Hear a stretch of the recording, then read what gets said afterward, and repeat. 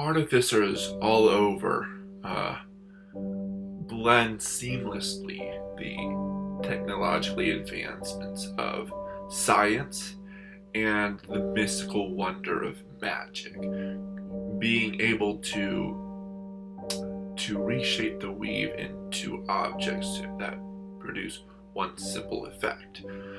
But some special some special artificers are able to twist that concept and use, instead of inanimate objects, use living creatures. Hello, welcome back to DIS. I am Dis Idiot, and today we are talking about the Artificer Specialist, the Biomancer. So without further ado, let's get into that. The Artificer Biomancer. Artificer Specialist Biomancer. An elf gasps for breath underwater, struggling to inject a syringe. When he does so, gills flare out of his neck. A halfling gives a cry of pain as a wolf bites her hand off. She applies a thick, organic bandage to the stump, which grows as a giant claw, reaching out to seize the beast. An orc, chained to a pillar in an airship, glances around for any sign of their captors before clicking a command to the squirrel hiding up their sleeve, who grows claws of sharpened bone and severs the orc's bonds. Biomancers are artificers who have turned their skills to self-improvement in the most literal sense, reshaping their allies and their own bodies for combat. A biomancer is a student of life in the most literal sense, learning the secrets of growth and decay and using magic to empower such effects. Biomancy is a new tradition, growing out of a combination of combat medicine and the fielding those more skilled at medical arts as soldiers. Tool proficiency. When you adopt this specialization at 3rd level, you gain proficiency with leatherworkers' tools. If you already have this proficiency, you gain proficiency with one other type of artisan's tools of your choice. Biomancer spells.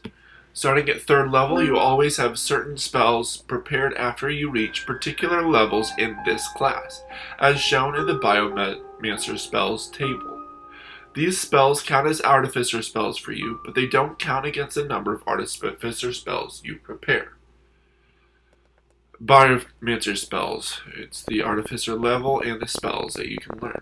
At 3rd level, you learn Cure Wounds and Inflict Wounds. At 5th level, you have Alter Self and Aura of Vitality. At 9th level, you have Life Transference and Vampiric Touch. And at 13th level, you get Death Ward and Guardian of Nature. And finally, at 17th level, you get Contagion and Enervation. Living Focus. You may use a living creature as a focus for your artificer spells. In order to do so, you must either prepare them as a focus or channel magic through them by force. You may cast artificer spells with a range of self or touch on a living focus who is within 120 feet of you, and you determine who any additional targets of the spell may be. If a spell requires concentration, the living focus must maintain concentration on the spell and can choose to end it at any point during the spell's duration. To prepare a living focus, you must perform a special ritual while you maintain physical contact with them. You perform the ritual over the course of 1 hour, which can be done during a short rest. You may only have one prepared living focus at a time, and if you perform the ritual on a second creature, the first one ceases to be your living focus. When you cast a spell with a range of touch, you may order your living focus to move up to 10 feet and deliver the spell. This movement does not provoke attacks of opportunity, and it is a free action for the living focus. You may also make a creature a living focus by channeling magic through it by force. As an action, you make a melee spell attack against a target. On a hit, you may use your bonus action to cast the spell with a casting time of an action through the creature. The spell uses your spell slot, spell save DC, spell attack bonus, and spell casting ability, but is otherwise treated as the target creature casting the spell. On a miss, the creature instead takes force damage equal to your intelligence modifier. You can't cast spells other than cantrips until the end of your next turn.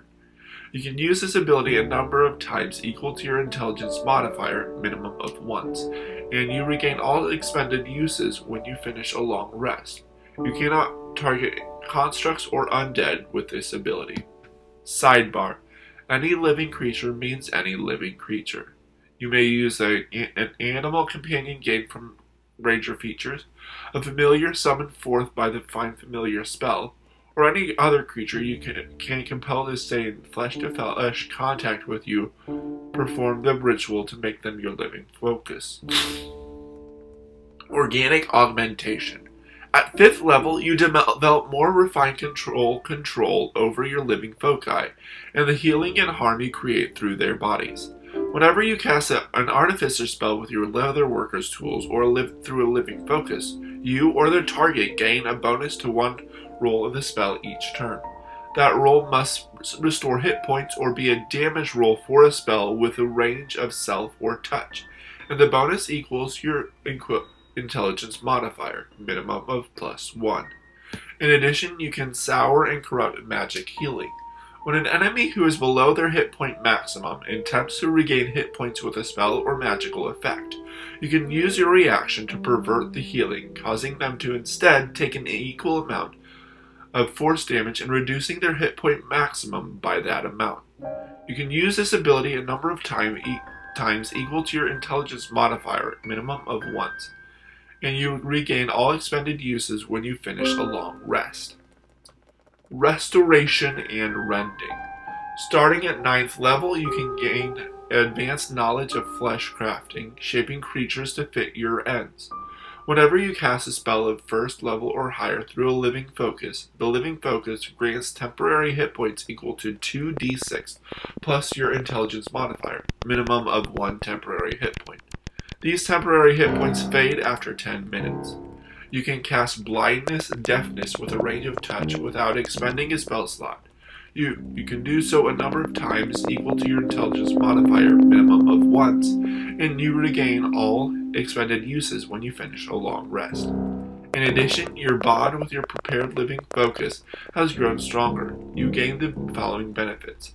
The distance at which you can use your living focus as a spellcasting focus is increased to 120 feet if you cannot see them, or up to 600 feet if there is nothing blocking your view of them. If your living focus has made a death saving throw in the last minute, you may take an action to expend a spell slot of 11th or higher to provide them with a number of successes equal to the spell slot's level. If you stabilize them with this action, they immediately regain 1d6 hit points. You cannot do so again until both of you have completed a long rest. And finally, Biological Mastery. By 15th level, you have manipulated and altered your body so often that your changes become persistent, and you can resist unwanted changes. You can cast animal shapes once without expending a spell slot, provided you use your living focus as the spellcasting focus. Once you cast animal shapes in this way, you can't do so again until you finish a short or long rest. You gain advantage on saving throws against spells that would inflict blindness, deafness, or transform your body against your will. You also gain one of the following sets of benefits, or whenever you take a long rest that includes spending an hour working with your Leatherworker's tools, you may switch which set of benefits you gain. Beasts of Burden. You count as one size larger when determining your carrying capacity and the weight you can push, drag, or lift. You can serve as a mount to a humanoid whose size is equal to or smaller than yours, and they gain the benefits of being mounted. When you use your action to dash, you can make one melee weapon attack or to shove a creature as part of that action. If you move at least 10 feet in a straight line immediately before making this attack or shove, you either gain a +5 bonus to the attack's damage roll if you chose to make a melee attack and hit, or push the target up to 10 feet away from you if you chose to shove and you succeed. Deep diver. You can breathe air and water, and you have a swimming speed equal to your walking speed. You gain blindsight out to a range of 30 feet. When in a body of water, you gain blindsight in that water to a range of 60 feet. You can attempt to hide even though when you are only lightly obscured in deep water or rocky terrain, or by heavy rain, falling snow, mist, or in other natural phenomena, and gain advantage on dexterity stealth checks when fully submerged in water. Skyward Step. You are always under the effect of the jump spell, and your jump to height and distance are based on your intelligence score, not your strength score. You have ray-like fins that you can use as wings to slow your fall or allow you to glide. When you fall and aren't incapacitated, you can subtract up to 100 feet from the fall when calculating falling damage. And you can move up to 202 feet horizontally for every 1 foot you descend. When your whole body is 5 feet or more above the ground, nearest flat surface or of more than 5 feet square, your movement does not provoke opportunity attacks. And that is it. This is probably going to be a shorter one. Maybe. Alright. What do I think of this Biomancer? Story-wise, I do think it is interesting. I think they were wanting to... I like the concept. The execution is cool. I feel like there could be a little more about, like, changing, like, actually, like, physically altering yourself or altering others. But I feel like you could probably reflavor your spells to pretend like that's how it happens. Anywho. Alright, so the story is cool. Tool proficiency, that makes sense. That's good. Biomancer spells are nice. It's a pretty good mixture of healing and hurting and everything. Living focus is pretty cool. It's kind of like you get your own familiar, which is cool. Although it's any living creature. So you could, in effect, if they allow you to, you could use a fighter or barbarian to do this, and then you can just cast your things through them, which would be pretty badass. Which would be cool too. Organic augmentation, so a little more power through it.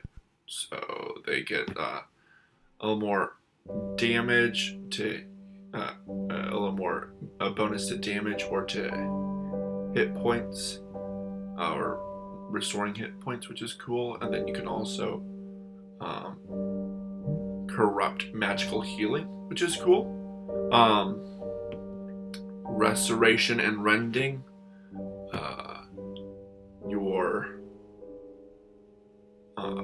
Let's see here. Your living focus is better, and you can do more stuff with it. Biological mastery. You can do animal shapes once.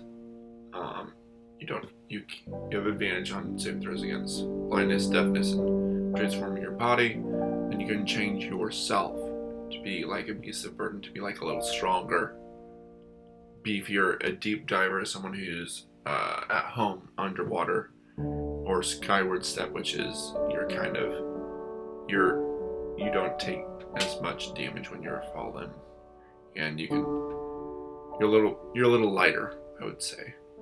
So beast of burden, you're a little heavier. Deep diver, you're at home in the water, and skyward step, you are a little lighter, I would say.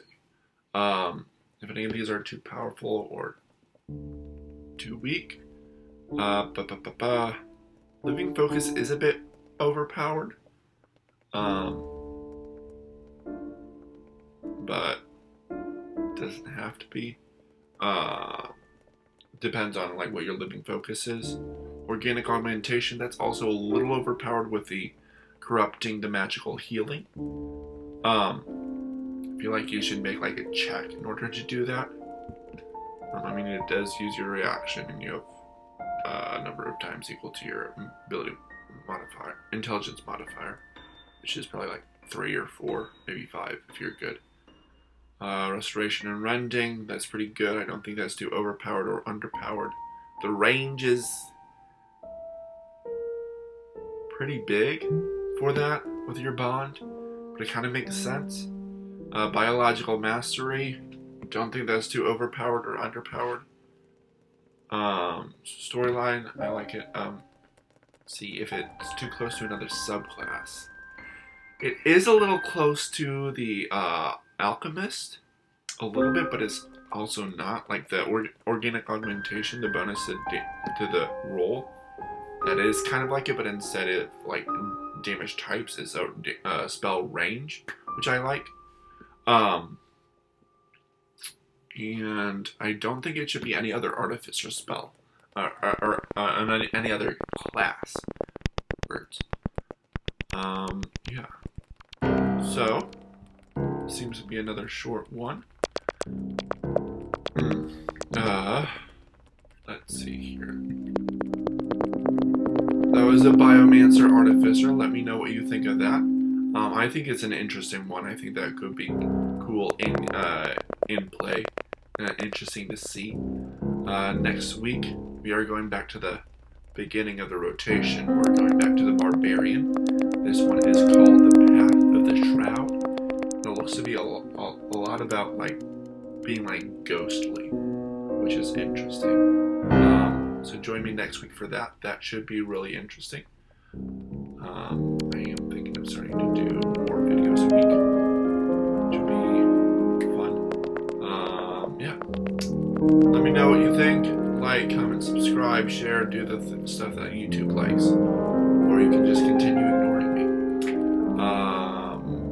I believe here is where the words. Here is where, or no, I think it's now here is where the previous episode is, and here is where the subscription is, the channel is. So check me out. See my one before, which was the Astromancy Wizard, which was interesting, and then the channel, which has all of the videos I've done. But yeah, join me next week for Path of the Shroud Barbarian. This was fun. I'll see you next week. Bye bye.